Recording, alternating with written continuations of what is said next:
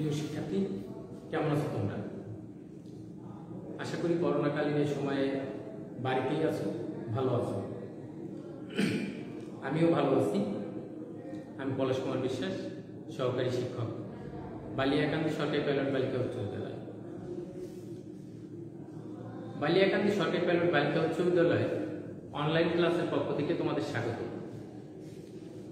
আমি বালিয়াকান্দি সরকারি পাইলট বালিকা উচ্চ বিদ্যালয়ের অনলাইন ক্লাসের পক্ষ থেকে আজ সপ্তম শ্রেণীর শিক্ষা বিষয় থেকে একটি ক্লাস উপস্থাপন করব।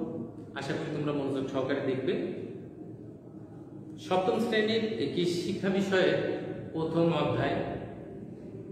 অধ্যায় থেকে পার্ট 1 পরিবার গঠনে কৃষি, পার্ট 1।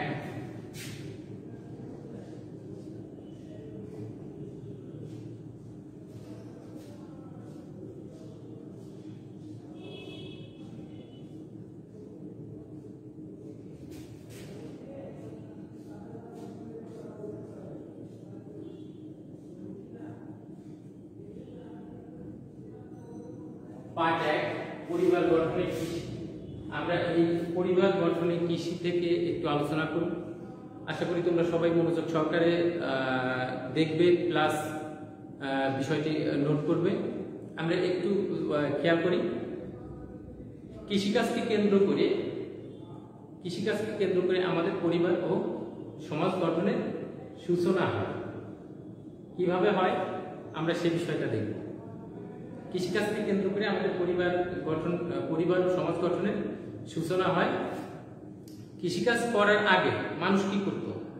কৃষিকাজ করার আগে মানুষ পশু পাখি শিকার করে অথবা গাছের ফলমূল আহরণ করে সেটা কি করত? খাদ্য হিসাবে খাবার খেত। কৃষিকাজের আগে মানুষ পশু পাখি শিকার করে অথবা ফলমূল আহরণ করে খাদ্য খেত। বনের হিংস্র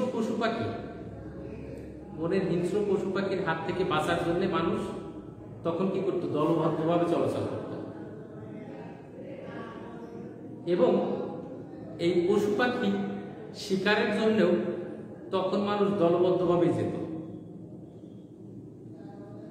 ওই সময় পর্যন্ত পরিবার সম্পর্কে মানুষের তেমন কোনো ধারণা ছিল না।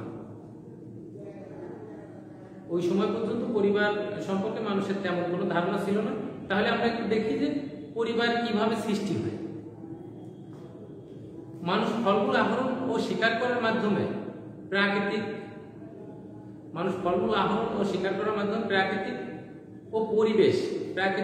পরিবেশ এবং পরিবেশের বিভিন্ন ঘটনা গভীরভাবে উপলব্ধি করতে শেখে।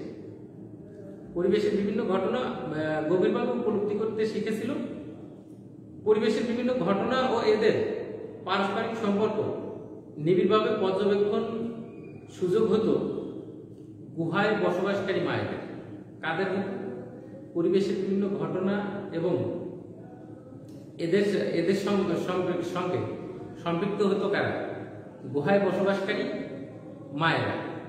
কারণ তাদের বাইরে যাওয়ার তেমন কোনো সুযোগ ছিল না। তারা কি করলো? তারা যে ফলমূল আহরণ করে খেত, তারা দেখে যে এই ফলের বীজ কোথাও ফেললে সেখান থেকে গাছ সৃষ্টি হয়। এটা দেখার পরে সব থেকে বুদ্ধিমতী মেয়েটা সে তার সুস্বাদু ফলের বীজ সংগ্রহ করে এবং সে বীজ মাটিতে রোপণ করে। মাটিতে রোপণ করার পরে দেখলো সেখান থেকে গাছ জন্মায় এবং সে গাছ থেকে ফল পাওয়া যায়। সেখান থেকে গাছ জন্মায় এবং সেখান থেকে কি হয়? ফল পাওয়া যায়। এভাবে নারীরা প্রথম কি করে? কৃষির সূচনা করেছিল।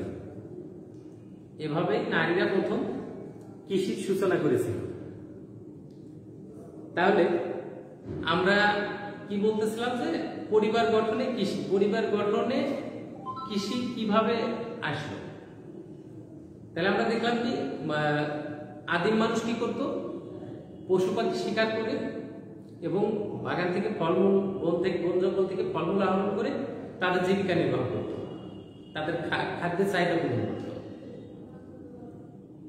এই খাদ্য চাহিদা পূরণ করার এক সময় মানুষ ফলমূল আহরণ করে শিকার করার মাধ্যমে প্রাকৃতিক পরিবেশ এবং পরিবেশের বিভিন্ন ঘটনা গভীরভাবে পর্যবেক্ষণের সুযোগ পেয়েছিল। পরিবেশের বিভিন্ন ঘটনা, এদের পারস্পরিক সম্পর্ক নিবিড়ভাবে পর্যবেক্ষণের সুযোগ হতো গুহায় বসবাসকারী মায়েরা।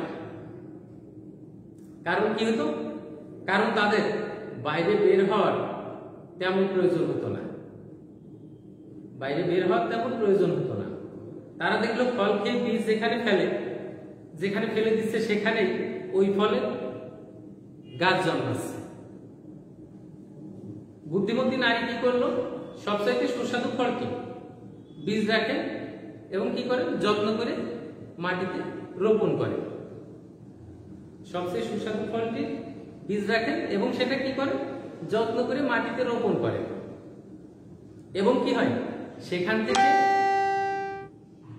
চারা গজায়, তাকে যত্ন করে বড় করে। এক সময় কি হয়, ফল দেয়, এক সময় ওই গাছে ফল হয়। এভাবেই কি হলো, নারীরা প্রথম কৃষির সূচনা করেছিল। আরেকটু দেখি, শিকারের যুগে মানুষ আগুনের ব্যবহার ও নিয়ন্ত্রণ শিখেছিল। শিকারের যুগে কি করছিল, মানুষ আগুনের ব্যবহার ও নিয়ন্ত্রণ শিখেছিল। পশুর মাংসের মতোই গাছপালা থেকে সিদ্ধ করে সুস্বাদু খাবার, পশুর মাংসের পাশাপাশি কি করতো, গাছপালা থেকেও সিদ্ধ করে বা পুড়িয়ে কি করতো, সুস্বাদু খাবার তৈরি করত। এই সুস্বাদু খাবার তৈরি করার কৌশলও তারা তখন শিখেছিল। অধিকাংশ ফল পাকার পর কি হতো, বেশি দিন সংগ্রহ করা যেত না। অধিকাংশ ফল পাকার পর বেশি দিন সংগ্রহে রাখা যেত না। কি করত, পচন ধরত। তখন তারা চেষ্টা করলো কোন ফলটা সংগ্রহ করলে, কোন ফলটা বেশি দিন সংগ্রহে রাখা যায়, এটা খোঁজার চেষ্টা করলো। কি করলো, কোন ফসলটা বেশি দিন রাখা যেতে পারে, পচন ধরে না, এরকম।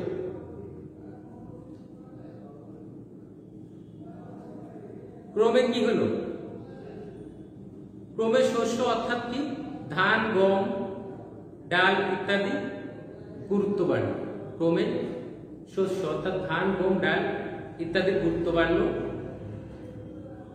উৎপাদন বাড়ার ব্যবস্থা কেন্দ্র করে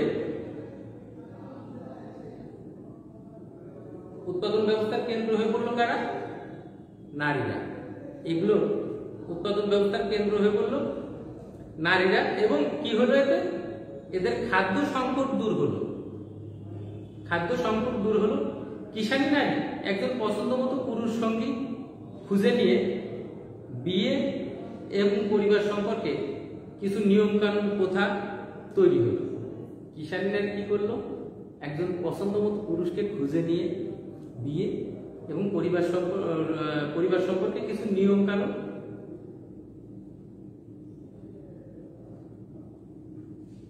বিয়ে করে সংসার শুরু করলো। তাদের ছেলে মেয়ে মিলে গড়ে উঠল তাদের পরিবার। কিষানী নারী একজন পছন্দ মতো পুরুষ খুঁজে নিয়ে বিয়ে করলো এবং বিয়ে করে সংসার শুরু করলো। তাদের ছেলে মেয়ে নিয়ে গড়ে উঠল পরিবার। ক্রমে অভিজ্ঞতার ভিত্তিতে বিয়ে এবং পরিবার সম্পর্কে কিছু নিয়ম কানুন প্রথা তৈরি হলো, যা পরিবারগুলো মোটামুটি মেনে চলত। নিয়ম কানুন প্রথা তৈরি হলো যা পরিবারগুলো মোটামুটি মেনে চলত, যে নিয়ম কানুনগুলো মোটামুটি মেনে চলত। এসব নিয়ম কানুন কম বেশি এখনো মেনে চলা হয়। এসব নিয়ম কানুন কম বেশি এখনো মেনে চলা হয়। পরিবার সমাজের ক্ষুদ্র একক, এ ধারণা এই সময় থেকেই প্রতিষ্ঠিত হয়। পরিবার যে সমাজের ক্ষুদ্র একক, এ ধারণা এই সময় থেকেই প্রতিষ্ঠিত হয়। বর্তমানে পরিবার সমূহ মানব সমাজের সামাজিক, অর্থনৈতিক ও সাংস্কৃতিক সংগঠন হিসাবে পরিচিত। বর্তমানে পরিবার সমূহ কি হয়? মানব সমাজের সামাজিক, অর্থনৈতিক ও সাংস্কৃতিক সংগঠন হিসাবে পরিচিত। তাহলে আমরা দেখছিলাম যে পরিবার গঠনে কৃষি, পরিবার গঠনে কৃষি কিভাবে পরিবার গঠন করলো আমরা দেখছি।